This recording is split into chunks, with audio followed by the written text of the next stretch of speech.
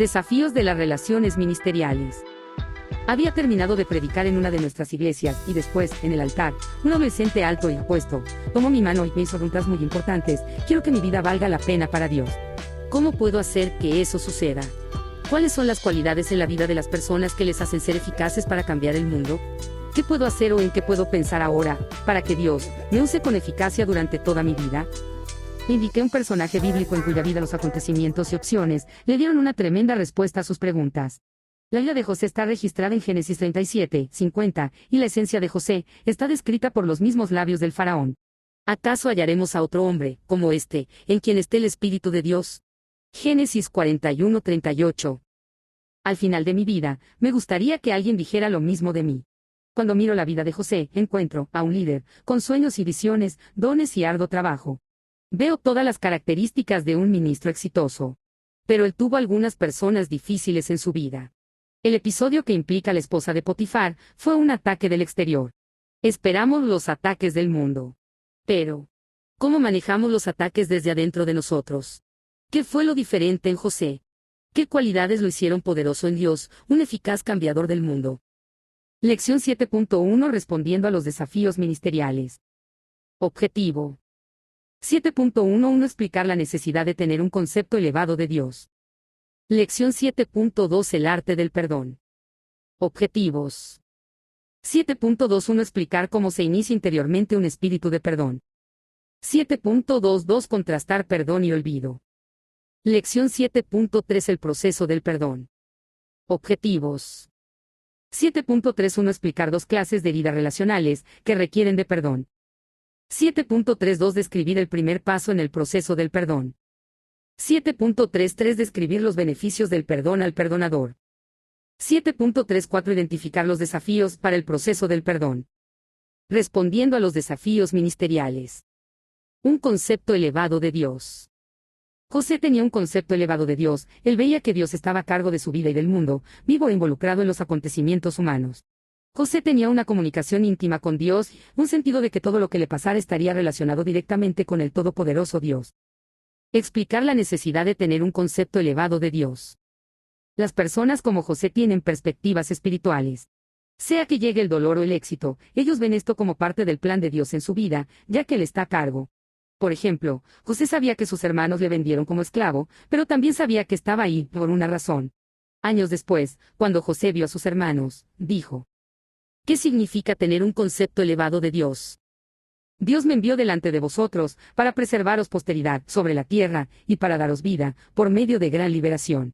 Así, pues, no me enviasteis acá vosotros, sino Dios, que me ha puesto por padre de Faraón y por señor de toda su casa, y por gobernador en toda la tierra de Egipto. Génesis 45, 7, 8. Después de la muerte de Jacob, los hermanos de José tenían miedo de que él se vengara por lo que le habían hecho. Ellos no entendían el concepto elevado de Dios que tenía José. Y le respondió José: no temáis. ¿Acaso estoy yo en lugar de Dios? Vosotros pensasteis mal contra mí, mas Dios lo encaminó a bien, para hacer lo que vemos hoy, para mantener en vida mucho pueblo. Génesis 50, 19, 20. Todas las relaciones de José con las personas estaban controladas por su increíble conciencia de que los eventos de la vida calzaban dentro de los planes de su todopoderoso Dios, quien estaba en directo contacto con él y, preocupado por su vida. La sensibilidad de José hacia Dios también dio paso a sueños y visiones divinas, que aumentaron su sentido del destino. Dos de los sueños de José se registran en Génesis 37, y ambos se relacionan con el liderazgo. José ponía atención a sus sueños, y Dios pudo formar en él la idea de ser un líder. Él mantenía una convicción absoluta que era un llamado de Dios. Esta perspectiva complementa lo que dice Filipenses 1 y 6, estando persuadido de esto, que el que comenzó en vosotros la buena obra, la perfeccionará hasta el día de Jesucristo. Pruebas y persecución. José experimentó grandes persecuciones y pruebas en su vida. Las relaciones con sus hermanos fueron envenenadas por la envidia y la competencia. Sus hermanos aparentemente le aborrecían desde muy temprana edad, y ese odio creció hasta desear matarlo. En los últimos segundos, José fue librado de ser asesinado, y más bien lo vendieron como esclavo. José, que había sido un joven acaudalado con un futuro promitente, llegó a ser un esclavo en un país extranjero, con un idioma desconocido, y con comida, costumbres y valores diferentes. Pero a pesar de que José estaba sufriendo un estrés casi intolerable en su vida, todavía estaba profundamente consciente de la presencia de Dios. Génesis 39:2 contiene esta maravillosa declaración acerca de la vida de José. Potifar, Masra estaba con José, y fue varón próspero, y estaba en la casa de su amo el egipcio. Y esto se dice de sus años, en la cárcel, pero Jehová estaba con José y le extendió misericordia, y le dio gracia en los ojos del jefe de la cárcel. Génesis 39:21. Años más tarde, cuando José se casó y tuvo hijos, declaró: Dios me hizo olvidar todo mi trabajo, y toda la casa de mi padre. Dios me hizo fructificar en la tierra de mi aflicción. Génesis 41:51, 52. Todos queremos saber cómo mantener esta clase de optimismo en medio del sufrimiento.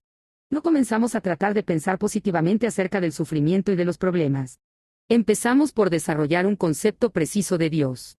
Debemos saber que Dios está en control de todas las cosas, que Él está profundamente preocupado por nosotros como individuos, y que Él quiere lo mejor para nosotros. Después que este concepto esté firme y en su lugar, y sintamos que nos movemos en la dirección que Dios nos da para nuestra vida, entonces estamos a un paso muy corto de ver que todo lo que sucede en nuestra vida, aunque sean dificultades, está siendo tejido dentro del plan maestro de Dios para nuestro desarrollo. Uno de nuestros pastores me llamó y me dijo: recibí una llamada de un hombre en mi iglesia, que me dijo: su predicación es terrible. Nunca he escuchado algo bueno. El último predicador que tuvimos era malo, pero era mejor que usted. ¿Cuándo va a alimentar esta iglesia? Otro pastor me dijo: me siento como una línea recta en el monitor de un corazón. Usted recibirá golpes. Las personas le dirán palabras duras y harán cosas poco amables. Será desafiado, a veces intimidado. No deje que lo descontrole. Usted tiene que confiar y creer que cada sufrimiento y problema por los que atraviese son medios de la gracia de Dios y del crecimiento que obra en usted. No necesitamos precisamente más predicadores, sino que necesitamos ministros que vayan al mercado y se vean a sí mismos, como personas en una misión para Dios, para hacerse de personas, que representan la cualidad de la piedad y que están ansiosos por una oportunidad de hacer algo significativo para Dios. El arte del perdón. Génesis 42 registra la conmovedora historia de los hermanos de José clamando que él tenga misericordia y que les conceda alimentos, sin saber que él era su hermano, al cual casi mataron y a quien vendieron a esclavitud. Explicar cómo se inicia interiormente un espíritu de perdón. ¿Cuándo cree que José perdonó verdaderamente a sus hermanos? Cuando José finalmente reveló su identidad en Génesis 40 y 5:1-15, el pasaje no nos dice que sus hermanos expresaron remordimiento ni que le pidieron perdón. Sin embargo, José no había guardado rencor. Él no vio esto como una oportunidad para vengarse. Aparentemente, todo ese tiempo, él había perdonado repetidamente a las personas que le habían explotado y no le habían comprendido. La vida de José refleja la sabiduría de Santiago 1:20, porque la ira del hombre no obra la justicia de Dios. En Génesis 45:1-15, ¿qué observación hace José concerniente al plan de Dios en que permite que sea vendido a Egipto? No solamente había vencido en su lucha y había controlado su ira, porque además había perdonado genuinamente a sus hermanos, sino que también llegó a ser el enlace para ayudarles a perdonarse a sí mismos. José no guardaba rencor, ni usó el pasado para manipular a sus hermanos, para su propio beneficio. Su perdón fue real y completo. La actitud de perdón de José nació naturalmente de su concepto elevado de Dios, su capacidad de sentir que Dios le estaba dirigiendo, y su habilidad de entender el sufrimiento y el propósito de Dios en ello. El perdón era el siguiente paso lógico. Sin una perspectiva correcta de Dios, nos concentramos solamente en nuestras propias heridas y en nuestra justa ira. Una actitud de falta de perdón nos despoja de nuestra utilidad para Dios y de su plan para nuestra vida. ¿Cómo destruyen a las personas la ira y el resentimiento? Una leyenda nos cuenta acerca de un atleta de las Olimpiadas cuyo espíritu de amargura prevaleció sobre la gracia, cuando perdió una importante carrera. Levantaron una estatua para honrar al campeón, su competidor. Mientras las personas aclamaban al ganador, el perdedor se enojaba aún más intensamente. La venganza llenó sus pensamientos, así que prometió destruir esa estatua.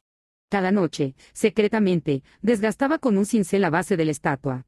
Finalmente, una noche mientras acababa muy enojado, la estatua se derrumbó encima de él y lo mató. La ira, el resentimiento y la falta de perdón tienen un precio. Destruyen. Para este veneno, existe solo un antídoto: soportándose unos a otros, y perdonándose unos a otros si alguno tuviere queja contra otro. De la manera que Cristo os perdonó, así también hacedlo vosotros. Colosenses 3:13. Perdonar o olvidar. Contrastar perdón y olvido. Dios ofrece dos respuestas para nuestra profunda ansiedad. Él es un Dios perdonador que anula nuestro pasado perdonándolo. Él es un Dios de promesas que controla y asegura nuestro futuro al hacer y cumplir las promesas. ¿Cómo se diferencia el olvido del perdón? Perdonar no es olvidar. Olvidamos algunas ofensas porque fueron demasiado triviales para recordarlas. Olvidamos otras ofensas porque son muy terribles para recordarlas. Todo lo que necesitamos para olvidar es una mala memoria o una compulsión para suprimir. Hacemos lo que es sagrado cuando recordamos y luego perdonamos. Por la gracia de Dios, podemos perdonar y debemos perdonar. Nosotros también podemos hacer una promesa y cumplirla. Nadie perdona, a menos que haya sido herido. Convertimos el milagro en una indulgencia barata cuando pretendemos perdonar a personas que nunca nos han hecho daño. Pero no toda ofensa tiene que ser perdonada. Algunas ofensas pueden ser digeridas, a otras les puede negar su importancia, o se les puede dejar registradas ante el riesgo de ser vasijas de barro en un mundo atestado.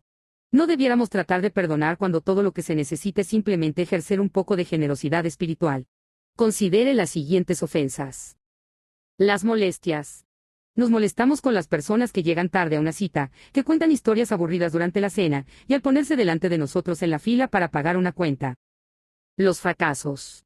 Algunas personas tienen éxito cuando nosotros fracasamos, consiguen promociones cuando nosotros somos ignorados, parece que siempre están delante de nosotros. Para empeorar las cosas, estas personas que nos aventajan son nuestros amigos. El menosprecio.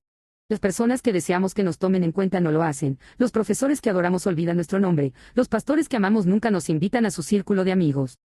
Todas estas situaciones nos hieren, pero no son esa clase de ofensa que necesita perdón. Son situaciones momentáneas de incomodidad que requieren tolerancia, magnanimidad, indulgencia, humildad. Pero no perdón. El proceso del perdón. Ofensas profundas y morales. Explicar dos clases de heridas relacionales que requieren de perdón. Las clases de ofensas que necesitan perdón son las de base moral y profunda. Son profundas porque cortan la fibra que mantiene unida una relación humana. Los daños de base moral son erróneos, injustos o intolerables. No podemos tolerarlos o ignorarlos, no podemos dejarlos pasar. No podemos disculparlos como propios de la condición humana. La clase de ofensas que necesita perdón es la que establece una pared entre el ofensor y la persona a la que injustamente se ha ofendido. Hay dos clases de ofensas que deben ser respondidas con el milagro del perdón. Son hechos de deslealtad y hechos de traición. Una persona es desleal cuando le trata a usted como un extraño, cuando en efecto, él o ella, es su amigo o compañero. Cada uno de nosotros está atado con alguien especial por las fibras invisibles de la lealtad. Cuando alguien con quien estamos relacionados nos trata como extraños, esa persona crea una brecha y construye una pared entre nosotros. Al hacer esto insulta nuestra identidad. Palabras como abandono, traición y desilusión vienen a nuestra mente. Aprieta el tornillo un poco más, y la deslealtad llega a ser una traición. Así como la deslealtad constituyen extraños a dos personas que han estado relacionados, la traición los convierte en enemigos. Somos desleales cuando defraudamos a las personas. Los traicionamos cuando los cortamos en pedazos. Pedro fue desleal cuando negó haber conocido al Señor. Mateo 26, 69, 75. Judas traicionó a Jesús cuando le entregó a sus enemigos. Mateo 26, 47, 49. Usted me traiciona cuando revela mis secretos a alguien que los use en mi contra. Usted me traiciona cuando me defrauda frente a personas ante las que no puedo defenderme.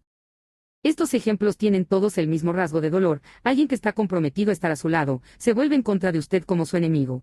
El momento del perdón llega cuando alguien que prometió estar con usted lo abandona. Cirugía espiritual. Describir el primer paso en el proceso del perdón. Cuando usted perdona a alguien, quita lo malo del ofensor. Usted despoja a esas personas de los hechos ofensivos y las recrea. En un momento identifica al individuo de manera indeleble, como la persona que le hizo daño. En el momento siguiente cambia esa identidad. La persona es creada de nuevo en su memoria. ¿Cuál es el primer paso del perdón? Ahora piensa en esa persona, no como quien le hizo daño, sino como alguien que lo necesita, no como la persona que lo dejó abandonado, sino como la persona que le pertenece. Usted no cambia a la persona, ahí mismo, en su propio ser. La persona que usted recree en su mente ha sido alterada por una cirugía espiritual. A veces este paso es lo más lejos que podemos llegar. En ocasiones necesitamos perdonar a personas que están muertas y se han ido. A veces necesitamos perdonar a personas que no quieren nuestro perdón. El milagro del perdón es completado cuando dos personas que han estado distanciadas empiezan de nuevo. La reconciliación es el acto mediante el cual personas que estaban distanciadas vuelven a unirse. Es el comienzo de una nueva jornada juntos. Debemos comenzar donde estamos, no en un lugar ideal para una reunión. Mantenga las siguientes distinciones en mente cuando trabaje en el proceso del perdón. Perdonar no es disculparse. Disculpamos a las personas cuando entendemos que no fueron culpables del mal que nos hicieron. El perdón ocurre solamente cuando rehusamos disculpar, perdonamos tan solo cuando previamente hemos culpado. Perdonar no es siempre allanar las cosas. Algunas personas en autoridad allanan nuestros conflictos, lo cual desanima y hasta previene el perdón sano y eficaz. El perdón sucede solamente cuando primeramente admitimos nuestro dolor y reconocemos nuestro odio. Estas son palabras duras, pero verdaderas. La falta de perdón es una prisión fría, y solamente la verdad nos podrá hacer libres. Juan 8:33. ¿Por qué perdonar? Describir los beneficios del perdón al perdonador. Al culpable, el perdón llega como gracia maravillosa. Al ofendido, el perdón le puede sonar como una injusticia terrible. Mire como ejemplo la historia de Simon Wiesenthal. Wiesenthal era un prisionero polaco en el campo de concentración alemán llamado Mauthausen, ubicado en Austria, durante la Segunda Guerra Mundial. Un día le asignaron que limpiara los desperdicios de una granja que los alemanes habían improvisado como un hospital para los soldados heridos. Ya casi en la tarde una enfermera llevó de la mano a Wiesenthal hacia un joven soldado de la tropa SS, cuyo rostro estaba cubierto de vendajes de trapos empapados con pus, y sus ojos estaban ocultos detrás de las gasas. El soldado era tal vez de unos 21 años de edad. El sujeto tomó fuertemente la mano de Wiesenthal y dijo que necesitaba hablar con un judío, no podía morir sin antes confesar los pecados que había cometido en contra de tanto indefensos judíos.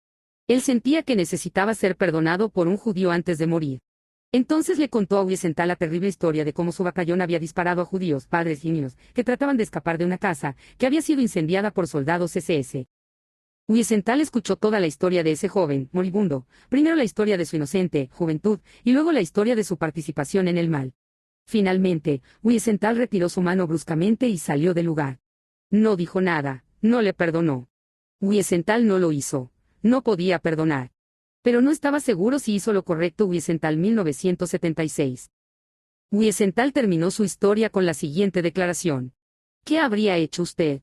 32 personas eminentes, la mayoría judíos, contribuyeron con sus respuestas a esta pregunta. La mayoría dijeron que Wiesenthal hizo bien, él no tenía por qué perdonar al soldado de la tropa SS, no habría sido justo. ¿Por qué un hombre que ha dado su voluntad para hacer toda clase de maldad, espera palabras rápidas de perdón en su lecho de muerte? ¿Qué derecho tenía Wiesenthal de perdonar a un hombre que hizo tanto daño y maldad a los judíos? Si Wiesenthal perdonaba a ese soldado, estaría diciendo que el holocausto no fue tan diabólico como lo fue. ¿De qué manera le cuesta perdonar al que perdona? Entonces, ¿cuál es la respuesta para la injusticia del perdón? El perdón es un mejor camino que la injusticia. Primero, el perdón crea nuevas posibilidades de justicia, al liberarnos de un pasado injusto. Ha habido un momento de injusticia. Es el pasado inevitable. Si escogemos, podemos quedarnos pegados con ese pasado. Y podemos multiplicar ese error. Si no perdonamos, nuestro único recurso será la venganza. Pero la venganza nos adhiere al pasado. Y nos condena a repetirlo. Segundo, el perdón trae justicia al perdonador. Es la persona herida la que siente mayormente la carga de la injusticia, pero la persona herida solamente se condena a sí mismo a una mayor injusticia si rehúsa perdonar. El perdón desecha las heridas de la memoria, y de este modo, se constituye en el único camino de regreso a la justicia. ¿Cómo perdonamos? Identificar los desafíos para el proceso del perdón. Aquí hay 3 cosas que he notado acerca de cómo perdonan las personas. Las personas perdonan despacio. C.S. Lewis tuvo un monstruo como maestro durante su niñez. Casi toda su vida odió a ese académico sádico. Pero unos pocos meses, antes de su fin, escribió a un amigo americano. ¿Sabes? Hace tan solo unas semanas atrás, me di cuenta de repente que por fin había perdonado a ese profesor cruel que oscureció mi niñez. Había estado tratando de hacerlo por años. Lewis, como se encuentra citado en el Donald 2006. Puede tomar tiempo, pero esencialmente y, finalmente, podemos perdonar. Es aceptable que se tome tiempo para el perdón. Explique. Las personas perdonan comunalmente. ¿Puede alguien perdonar solo? Necesito de personas ofendidas como yo, y que odien como yo odio. Si está conectado a un video del pasado, del dolor, entonces busque la compañía de perdonadores lentos. Esto le puede ayudar. Las personas perdonan mientras son perdonados. Cuando se trata de esto, cualquiera que perdona, difícilmente puede ver la diferencia entre los sentimientos de perdón y el hecho de perdonar. No podemos perdonar a las personas que nos ofenden sin sentir que nosotros mismos estamos siendo liberados. No he podido encontrar un mejor ejemplo de esta verdad que el de Corrie ten Boom. Ella estuvo presa durante la guerra, en un campo de concentración, humillada y degradada, especialmente cuando era expulgadas en las duchas, donde las mujeres eran comidas con los ojos por los lascivos guardias. Pero, pudo pasar por todo ese infierno. Y eventualmente sintió que, por gracia, había perdonado aún a esos malvados que custodiaban las duchas. Un domingo, en Múnich, ella vio a un hombre que se le acercó con la mano extendida. Fraulein, es maravilloso que Jesús perdona todos nuestros pecados, así como usted, lo dijo Ten Boom, como está citada en James 1997. Ella recordó su rostro, era el rostro de uno de los guardias SS de las duchas, de mirada lasciva, y de rostro burlón. La mano de ella se congeló en su costado. No podía perdonarle. Pensó que había perdonado a todos. Pero no pudo perdonar cuando se encontró con ese guardia, que estaba parado frente a ella. Avergonzada, horrorizada de ella misma, oró: Señor, perdóname, no puedo perdonar. Y mientras oraba se sintió perdonada, aceptada, a pesar de su lamentable desempeño como una perdonadora famosa. Su mano repentinamente perdió su rigidez. El hielo del odio se derritió. Su mano se extendió. Ella perdonó cuando se sintió perdonada. Perdonar es dar libertad a un prisionero y descubrir que ese prisionero era usted. Perdonar es alcanzar un dolor del pasado y recrearlo en su memoria, para que pueda empezar otra vez. Perdonar es bailar al ritmo del corazón perdonador de Dios. Es montar la más alta ola del amor. Nuestra única escapatoria de una historia de injusticia cruel, el único pasaje a las posibilidades creativas del futuro, es el milagro del perdón. Smedes 2002. Nada que usted pueda hacer cambiará el pasado. La falta de perdón le impedirá dar su energía al presente y al futuro. Le hace responsable en este punto de hacer peligrar las relaciones. Aun cuando haya sido profundamente ofendido, permanecer en esa ofensa colocará una carga continua sobre la relación. La falta de perdón niega a la otra persona la oportunidad de cambiar para bien. No contribuye para elevarle ante los ojos de los demás. Construir puentes para conectarnos con los demás, en esperanza y en paz, es más consistente que reventar una relación por un comportamiento infantil. Se requiere de paciencia y de trabajo, pero al final, vale la pena cualquier precio que sea pagado. Jesús dijo: vosotros sois la sal de la tierra, pero si la sal se desvaneciere, ¿con qué será salada? No sirve más para nada, sino para ser echada fuera y hollada por los hombres. Mateo 5:13. Tenemos el privilegio de penetrar en nuestro vecindario, viviendo llenos de gracia y siendo buenos para algo y para alguien.